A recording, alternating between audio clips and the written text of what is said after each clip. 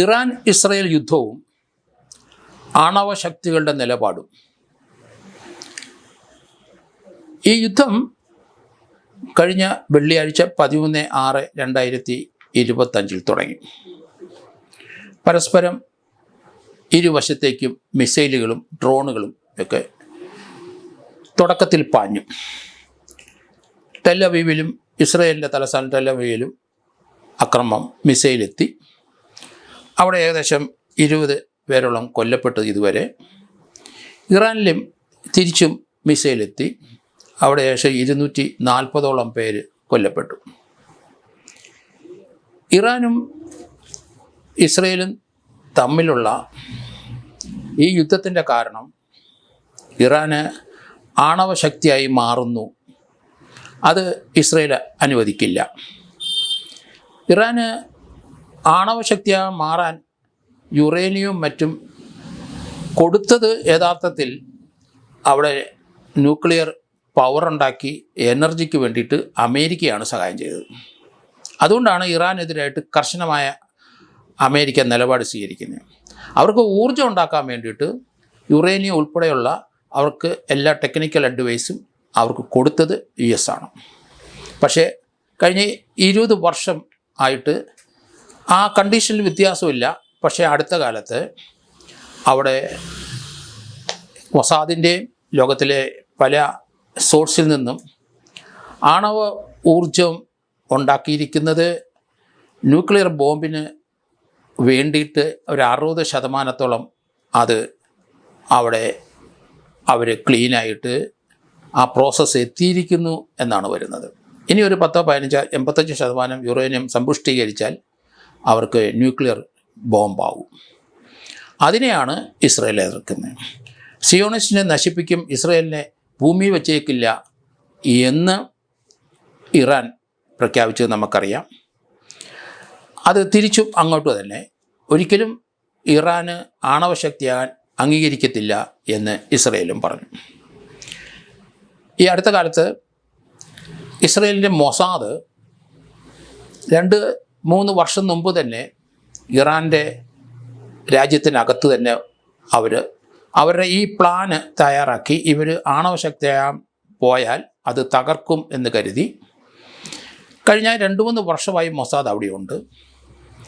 കാരണം മൊസാദിൻ്റെ പ്രവർത്തന ഫലമാണ് ഇറാൻ്റെ ഏകദേശം 19ഓളം സയൻറ്റിസ്റ്റുകളെയും 16ഓളം സൈനിക മേധാവികളെയും കൊലപ്പെടുത്തിയത്.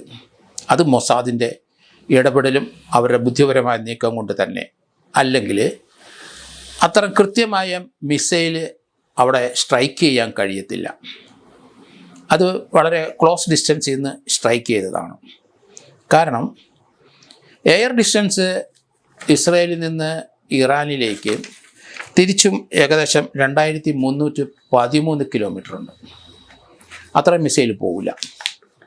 അപ്പം ക്ലോസ് റേഞ്ചിൽ അത് വരണം. അതുകൊണ്ടാണ് മൊസാദാണ് അതിൻ്റെ പിന്നിലെന്നും ഇറാനിനകത്ത് തന്നെ കഴിഞ്ഞ 2-3 വർഷം മുമ്പ് ഇത് പ്ലാൻ ചെയ്ത് അത് മുഴുവൻ സെറ്റ് ചെയ്ത് വെച്ചിരുന്നു. അതുകൊണ്ടാണ് പ്രിസൈസ്ഡായിട്ടുള്ള കൊലപാതകം 19 പേരെ സയൻറ്റിസ്റ്റുകളെ കൊന്നത്, 16 പേരെ അവരെ ആർമി കമാൻഡർമാരെയും എല്ലാം കൊന്നു. അയത്തുള്ള കൊമേനിയും കൊല്ലും എന്ന് തന്നെയാണ് ഇസ്രയേൽ പറയുന്നത്. ഇസ്രയേൽ അത് ഡിക്ലെയർ ചെയ്തു. പക്ഷേ അവസാന നിമിഷത്തിൽ US പ്രസിഡന്റ് ട്രംപ് അത് അനുവദിച്ചില്ല എന്നും പറയുന്നുണ്ട്. എന്നാൽ G7 വെസ്റ്റേൺ യൂറോപ്പിലുള്ളവരുടെ G7 സംഘടനയിൽ 7 രാജ്യങ്ങളും അൺഒഫീഷ്യലായിട്ട് ഇന്ത്യയും അവിടെ പോകുന്നുണ്ട്. ആദ്യത്തെ G7 സമ്മേളനത്തിൽ തന്നെ പങ്കെടുത്ത ഉടൻ തന്നെ അവിടെ നിന്ന് ട്രംപ് പെട്ടെന്ന് US പോയി. അവിടെ G7 മീറ്റിങ്ങിൻ്റെ ഇടയ്ക്ക് ഇന്ത്യൻ പ്രധാനമന്ത്രി മോദിജി തമ്മിൽ കാണും എന്ന് പ്രതീക്ഷിച്ചിരുന്നു. പക്ഷേ അതിന് അവസരം ഉണ്ടാകുന്നതിന് മുമ്പ് ട്രംപ് അവിടുന്ന് അമേരിക്കയിൽ എത്തിക്കഴിഞ്ഞു. അത് എന്തുകൊണ്ടാണ് അത്ര ധൃതി പിടിച്ച് പോയതെന്ന് അറിയില്ല. ഏതായാലും ഇസ്രയേലിലെ ഈ മിസൈൽ അറ്റാക്ക് കാരണം ഇറാൻ്റെ അയത്തുള്ള കൊമേനി ബങ്കറിലാണ് കൊല്ലപ്പെട്ടുവെന്നും വാർത്തയുണ്ട്. പക്ഷേ അദ്ദേഹം കുറിച്ചത് നേരത്തെ യുദ്ധം ഉണ്ടായപ്പം ദൈവനാമത്തിൽ ഞങ്ങൾ യുദ്ധം തുടങ്ങുന്നുവെന്നാണ് അദ്ദേഹം എക്സിറ്റ് കുറിച്ചത്. ഏതായാലും ഇസ്രായേലിൻ്റെ ശേഷി, മിസൈൽ കപ്പാസിറ്റി ഒന്നും ഇറാന് ഇല്ലെന്നാണ് എൻ്റെ അഭിപ്രായത്തിൽ. കാരണം ഇറാൻ്റെ കയ്യിൽ ലാർജസ്റ്റ് സ്റ്റോക്ക് ഓഫ് മിസൈൽ ഡ്രോൺസും ഉണ്ടാവും, പക്ഷേ അതുകൊണ്ട് പ്രയോജനമില്ല. ആ മിസൈൽ 2313 കിലോമീറ്റർ അകലെ കിടക്കുന്ന ഇസ്രയേലിലെത്തില്ല. ഇസ്രയേൽ അതിന് നേരത്തെ 2-3 വർഷം മുമ്പ് അത് പ്ലാനുകൾ തയ്യാറാക്കി. അങ്ങനെയാണ് ഇത്ര നാശനഷ്ടം ഇറാനിലേക്ക് വരുത്തിയിരിക്കുന്നത്. നോൺ പ്രോലിഫിക്കേഷൻ ന്യൂക്ലിയർ വെപ്പൺ NPT 1970 തുടങ്ങിയതാണ്. ലോകത്ത് 2ാം വേൾഡ് വാറിൽ ജപ്പാനിലെ ഹിരോഷിമയിലെ നാഗസാക്കിയിലും അമേരിക്ക ബോംബ് വർഷിച്ചതിൻ്റെ അനുഭവം എന്താണെന്ന് ലോകം മനസ്സിലാക്കിയിട്ടുണ്ട്. അവിടുത്തെ ജനങ്ങൾ അതുപോലെ ക്യാൻസറും മറ്റ് രോഗങ്ങളും അടിമപ്പെട്ടു. അവർ ജപ്പാൻ്റെ കുതിച്ചുകയറ്റമെല്ലാം നിന്നു. ജപ്പാൻ സാമ്പത്തികമായും തകർന്നു. മാത്രമല്ല അവിടുത്തെ മനുഷ്യൻ്റെ അവരുടെ ജനനത്തിലും ചില പ്രശ്നങ്ങൾ ഈ ന്യൂക്ലിയർ പ്രശ്നം കാരണം ഉണ്ടായിക്കൊണ്ടിരിക്കുന്നു ഇന്നും. അപ്പോൾ എന്തുകൊണ്ടാണ് ഒരു ന്യൂക്ലിയർ ബോംബ് പ്രയോഗിച്ചാലുള്ള ഭൂമിക്കുണ്ടാകാൻ പോകുന്ന ചെറുത് രീതിയിലും പ്രയോഗിച്ചാലും മനുഷ്യരാശിയുടെ നാശം തന്നെയാണ്. അതുകൊണ്ട് വാച്ച് ഡോഗ് പോലെ 19 രാജ്യങ്ങൾ ചേർന്ന് നോൺ പ്രോലിഫറേഷൻ ട്രീറ്റിയിൽ ഒപ്പിട്ടവരും അല്ലാത്ത 19 രാജ്യങ്ങൾ ഒരു വാച്ച് ഡോഗ് പോലെ ഈ ന്യൂക്ലിയർ ബോംബ് ഉണ്ടാക്കുന്ന ആൾക്കാരെ അതിൽ നിന്ന് പിന്തിരിപ്പിക്കാനും അങ്ങനെ ഒരു സംഘടനയുണ്ട്. ആ സംഘടനയുടെ ചില നിഗമനങ്ങളും അവരുടെ ചില പരിശോധനകളും പല രാജ്യത്തും നടക്കുന്നുണ്ട്. നമുക്കറിയാം, ലോകത്ത് ഇന്ന് ന്യൂക്ലിയർ ടെക്നോളജി കൈവശമുള്ള 9 രാജ്യങ്ങളുണ്ട്. അത് ഒന്ന് Pakistan, north Korea, England, France, India, Russia, US, Israel, China. 9 രാജ്യങ്ങളാണ്. പക്ഷേ നോൺ പ്രോലിഫറേഷൻ ട്രീറ്റിയിൽ ഒപ്പിടാത്ത 4 രാജ്യങ്ങളുണ്ട്. ഇന്ത്യയും പാകിസ്ഥാനും നോർത്ത് കൊറിയയും ചൈനയാണ്. ഈ 4 പേരും അവർ ഈ അണുവായുധ രാഷ്ട്രങ്ങളാണെങ്കിലും ഈ ഒരു ട്രീറ്റിയിലും ഈ 4 രാജ്യങ്ങളും ഇന്ന് വരെ ഒപ്പിട്ടിട്ടില്ല. ഈ ഒരു സാഹചര്യത്തിൽ ഇന്ത്യ, ചൈന അല്ലെങ്കിൽ റഷ്യ ഇവരാരും ആധുനിക യുദ്ധത്തിൽ പങ്കുചേരുമെന്നും ഞാൻ കരുതുന്നില്ല. റഷ്യയും റഷ്യയുടെ ഭാഗമായി ഉക്രൈനും തമ്മിൽ യുദ്ധം നടന്നുകൊണ്ടേയിരിക്കുകയാണ്. പക്ഷേ റഷ്യ ലോകരാഷ്ട്രങ്ങൾ തമ്മിലുള്ള യുദ്ധത്തിൽ പങ്കാളിയാവുമെന്ന് കരുതുന്നില്ല. ചൈനയും പങ്കാളിയാവില്ല. 1ാം ലോകമഹാ യുദ്ധത്തിൽ റഷ്യയും ചൈനയും US-ഉം വെസ്റ്റേൺ യൂറോപ്പിലുള്ള രാജ്യങ്ങളും ഫ്രാൻസും അവരൊക്കെ ഒന്നിച്ച് നിന്നവരാണ്.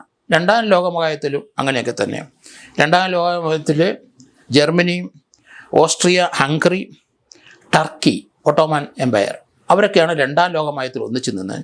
അതിനെതിരായിട്ടാണ് ഗ്രേറ്റ് ബ്രിട്ടനും ഫ്രാൻസും റഷ്യയും ചൈനയും ഇറ്റലിയും അമേരിക്കയും സെർബിയയും എല്ലാം ഒന്നിച്ച് നിന്നത്. അപ്പോൾ അവർ അതിനുശേഷം യുദ്ധത്തിൻ്റെ നിലവാരം മാറി.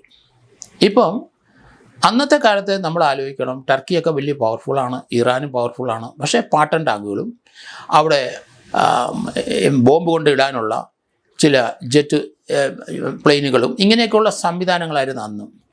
കിടങ്ങുകൾ കുഴിച്ചും അങ്ങനെയൊക്കെ തടസ്സം ഉണ്ടാക്കി. അതൊക്കെ നമ്മൾ വേൾഡ് വാറിലൊക്കെ നമ്മൾ കണ്ടു. ഇപ്പോൾ അതിൻ്റെ ഒന്നും ആവശ്യമില്ല. അങ്ങനെ വേൾഡ് വാറിൽ വെസ്റ്റിലും 1ലും 2ലും വേൾഡ് വാർ ശക്തികളായിരുന്ന രാജ്യങ്ങൾക്കൊന്നും ഈ സാധനങ്ങളെല്ലാം കൈവശമുള്ളതുകൊണ്ട് ഒരു പ്രയോജനവുമില്ല. ആധുനിക യുദ്ധമുറകൾ മാറി. അത് ഇന്ത്യ പാകിസ്ഥാൻ യുദ്ധത്തിൽ നമ്മൾ കണ്ടു. ടെക്നോളജിയുടെ അഡ്വാൻസ്മെൻറ്റ് നമ്മൾ കണ്ടു. ഇന്ത്യയിൽ അവരുടെ അതിർത്തിയിലൊന്നും കയറാതെ ഇന്ത്യയിൽ തന്നെ ഇരുന്ന് നമുക്ക് പാകിസ്ഥാനെ ആക്രമിക്കാം. അതേ തന്ത്രം തന്നെയാണ് ഇസ്രയേലും പ്രയോഗിക്കുന്നത്. ഇസ്രയേലിൽ നിന്ന് അവർ മൊസാദിൻ്റെ സഹായത്തോടെ ലോകത്തിൻ്റെ ഏത് ഭാഗത്തും ഇപ്പം ഇസ്രയേലിന് ഒരു അറ്റാക്ക് നടത്താൻ കഴിവുണ്ട് എന്നാണ് ഞാൻ കരുതുന്നത്. കാരണം ഇറാനിൽ ഒരിക്കലും പ്രതീക്ഷിച്ചില്ല. 2-3 വർഷങ്ങൾക്ക് മുമ്പ് പ്ലാൻ ചെയ്തതാണ്. അങ്ങനെയാണ് ഇറാനിൽ ഇത്ര പ്രഹരമേൽപ്പിക്കാനായിട്ട് ഇസ്രയേലിന് കഴിഞ്ഞത്. ഇസ്രയേലിലെ ആധുനികമായ യുദ്ധമുറകളും ആധുനികമായ അവരുടെ യുദ്ധത്തിൻ്റെ എക്യുപ്മെൻറ്റ്സ് അത്രയൊന്നും എക്യുപ്ഡ് അല്ല ഇറാന് പഴയ കാലത്തെ ആ ആയുധങ്ങളുടെ ശേഖരങ്ങളുണ്ട്, അതിശക്തമാണ് അന്ന്. പക്ഷേ ഇപ്പം അവർ കുറേ ഡ്രോൺസും കുറേ മിസൈൽസും സ്റ്റോക്ക് ചെയ്തെന്നല്ലാതെ 2311 കിലോമീറ്റർ ഇറാനിൽ നിന്ന് ഒരു മിസൈൽ ഇസ്രയേലിൽ അവിടെ എത്താനായിട്ട് വലിയ ബുദ്ധിമുട്ടാണ്. എങ്കിലും അവർ ചില പ്രഹരങ്ങളൊക്കെ ഏൽപ്പിച്ചിട്ടുണ്ട്. അത് വലിയ നാശനഷ്ടങ്ങളൊന്നും പെടുത്താൻ കഴിയില്ല. പക്ഷേ ക്ലോസ് റേഞ്ചിൽ അടിച്ചെങ്കിൽ മാത്രമേ നമുക്ക് നാശനഷ്ടങ്ങൾ ഉണ്ടാക്കാൻ കഴിയുള്ളൂ. ഇവിടെ ഇപ്പം നാം ഇത് വീക്ഷിക്കുമ്പോൾ ഒരു 2 ആഴ്ചയ്ക്കുള്ളിൽ യുദ്ധം തീരും. കാരണം ഇറാൻ്റെ കൈവശമുള്ള സാധനങ്ങളെല്ലാം തീരും. കാരണം വളരെ കോസ്റ്റ്ലിയാണ് ഈ മിസൈൽസ് എല്ലാം. കോടിക്കണക്കിന് രൂപയാണ് ഓരോ മിസൈലിനും വരുന്നത്. 300-400 കോടിയുടെയൊക്കെയാണ് വരുന്നത്. അതൊന്നും താങ്ങാനുള്ള കഴിവ് ഇറാനില്ല. അതിൻ്റെ കാരണം UN സാങ്ഷൻ നിലനിൽക്കുകയാണ്. ഇറാനിൽ അവർ വാതകം ലോകത്തിൽ ഏറ്റവും കൂടുതൽ ഉൽപ്പാദിപ്പിക്കുന്ന 2ാമത്തെ രാജ്യമാണ്. അവരുടെ വരുമാനം മുഴുവൻ അതായിരുന്നു. പക്ഷേ അതങ്ങ് നിന്നു. ഇറാൻ സാമ്പത്തികമായി ക്ഷയിച്ചു. കാരണം അതിപ്പം വിൽക്കാൻ പറ്റുന്നില്ല UN സാങ്ഷൻ കാരണം. അതുപോലെ അവരുടെ ഓയിൽ അത് 2-3 സ്ഥാനം അവരുള്ളെങ്കിൽ അതും വിറ്റ് കാശാക്കാൻ കഴിയുന്നില്ല. ഇറാൻ സാമ്പത്തികമായി തകർന്നു. ഇസ്രയേലിൻ്റെ ഡിമാൻഡും US-ൻ്റെ ഡിമാൻഡും അവിടെ ഒരു ഭരണമാറ്റം തന്നെ. അയത്തുള്ള ഖൊമേനി ആ ആൾ മത തീവ്രവാദ പ്രചരിപ്പിക്കുന്ന ആളാണ്. ജനാധിപത്യ ഡെമോക്രാറ്റിക് വേയിലല്ല ഭരണം നടത്തുന്നത്. അവിടെ ഷാ പഹ്ലവിയുടെ രാജ്യം നമുക്കറിയാം. 1979 വരെ 1981 വരെ ഷാ പഹ്ലവി രാജഭരണമായിരുന്നു. അതിലുള്ള കൊച്ചുമകൻ ഇപ്പോൾ അമേരിക്കയിലുണ്ട്. അദ്ദേഹത്തിൻ്റെ ഈ ഭരണമാറ്റം കൊടുക്കണം എന്ന് നല്ലൊരു ശതമാനം ഇറാൻകാർ വിശ്വസിക്കുന്നു. നമുക്കറിയാം, ചെറുപ്പം മുതലേ നമ്മളെല്ലാം കേട്ടിട്ടുണ്ട്, പെർഷ്യ പോവുക എന്ന് പറഞ്ഞാൽ ഇറാനാണ്. ലോകത്തിലെ സാംസ്കാരികപരമായി ഉന്നതി നിൽക്കുന്ന 4 രാഷ്ട്രങ്ങൾ ഏൻഷ്യൻ്റ് കാലം മുതൽ 1 ഇറാനാണ്, അല്ലെങ്കിൽ പേർഷ്യ, 2 ഗ്രീസാണ്, 3 ചൈനയാണ്, 4 ഇന്ത്യയാണ്. ഏൻഷ്യൻ്റ് കാലഘട്ടം മുതൽ സാംസ്കാരികമായി വളർന്ന ലോകത്തിലെ 4 പ്രദേശങ്ങൾ ഇത് മാത്രമാണ്. അതുകൊണ്ട് ഇറാൻ്റെ പ്രാധാന്യം ലോകത്തിൽ എല്ലാവർക്കും അറിയാം. സാംസ്കാരികമായി ഉന്നത നിലവാരം പുലർത്തുന്നവർ തന്നെയാണ് ഇറാൻകാർ. ഷായുടെ കാലഘട്ടത്തിൽ അവിടുത്തെ സ്ത്രീകൾക്കെല്ലാം വലിയ സ്വാതന്ത്ര്യമുണ്ടായിരുന്നു. അവരെല്ലാവരും വെസ്റ്റേൺ യൂറോപ്പ് സ്റ്റൈലിലാണ് ജീവിച്ചു വന്നത്. അയത്തുള്ള ഖൊമേനി അധികാരം പിടിച്ച് ആദ്യത്തെ അധികാരത്തിൽ നിന്ന് ഷാ അവിടുന്ന് ഓടി രക്ഷപ്പെട്ടു.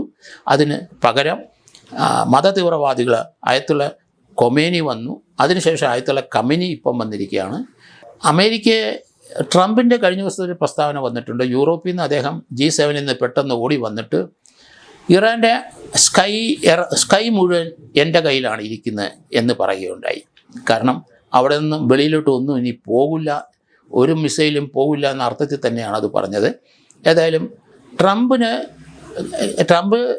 ഇറാന് എതിരായിട്ട് നിൽക്കാൻ കാരണം അവർക്ക് ഊർജ്ജ ആവശ്യത്തിന് വേണ്ടി ഈ ടെക്നോളജി, അണുവായുധത്തിൻ്റെ ടെക്നോളജി അവർക്ക് കൊടുത്തു. അവരത് ദുരുപയോഗം ചെയ്തു. 20 വർഷത്തോളം അത് വാച്ച് ചെയ്ത് ഇപ്പം അവരുടെ ഡയറക്ഷൻസ് ഒന്നും അനുവദിക്കാതെ വന്ന സാഹചര്യത്തിലാണ് ട്രംപ് എതിരായത്.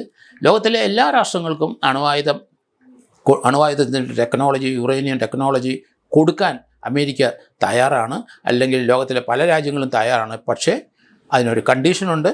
അത് അണുബോംബ് ഉണ്ടാക്കാൻ പറ്റില്ല. അത് ഊർജ്ജം ഉണ്ടാക്കാൻ വേണ്ടി രാജ്യത്തിൻ്റെ അവിടുത്തെ ഇലക്ട്രിസിറ്റി, കറണ്ട് ഉൽപ്പാദിപ്പിച്ച് ഫാക്ടറിയും മറ്റും നടത്തുന്നതിനുള്ള ഊർജ്ജം കൊടുക്കുന്നതിനും ഉപയോഗിക്കാം എന്നല്ലാതെ അതിനപ്പുറത്തോട്ട് സഞ്ചരിച്ചാൽ അമേരിക്ക ഇടപെടും. അത് ലോകരാഷ്ട്രങ്ങളിലെ ഒരു പോലീസ് തന്നെ നമ്മൾ പറയാം. കാരണം വെസ്റ്റേൺ യൂറോപ്പിലുള്ള എല്ലാവരും ഇപ്പോൾ അമേരിക്കയെ സപ്പോർട്ട് ചെയ്യുകയാണ്, ഇസ്രായേലിനെ സപ്പോർട്ട് ചെയ്യുകയാണ്. അതുപോലെ ഗൾഫ് രാജ്യങ്ങളിൽ പലരും ഇപ്പം ഇറാനെ അങ്ങനെ സപ്പോർട്ട് ചെയ്യുന്നില്ല. കാരണം തീവ്രമായ മതചിന്തയുള്ള നേതാക്കന്മാർ ഭരിക്കുന്നിടത്ത് ജനാധിപത്യം, ഡെമോക്രസി ഇല്ല. അതുകൊണ്ട് തന്നെ ആണ് ഇപ്പം ഇറാന് പറ്റിയിരിക്കുന്നത്. അവിടുത്തെ ലീഡർഷിപ്പ് മാറിയാൽ സമാധാനം ഉണ്ടാകും എന്നാണ് ഇസ്രായേലും പറയുന്നത്, അമേരിക്കയും പറയുന്നത്. അതുകൊണ്ട് യുദ്ധം അധിക ദിവസം നീണ്ടു നിൽക്കില്ല, ഇറാൻ്റെ നാശം വരും എന്നാണ് എൻ്റെ ഒരു കണക്കുകൂട്ടൽ.